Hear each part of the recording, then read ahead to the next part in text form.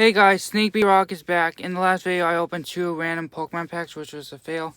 So in this video, I'm going to open up Pokemon Sword and Shield Darkness Ablaze in my car. So here we go. And hopefully I'll pull something ultra rare. Or not, I don't know. We'll see. 1, 2, 3, and 4. So, you get Psychic Energy. Sorry, I'm in my car. Struggle Gloves. Familiar Bell. Zweilous. Gothita. Vanillite. Bonobie. Tasmanian. Dino.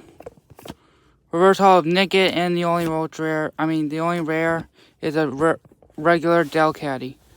Well, that was a ripoff. Again. Don't worry, guys. I'll get an ultra rare this month, hopefully. Hopefully in the next video or not. I don't know. Later, and sorry I failed again.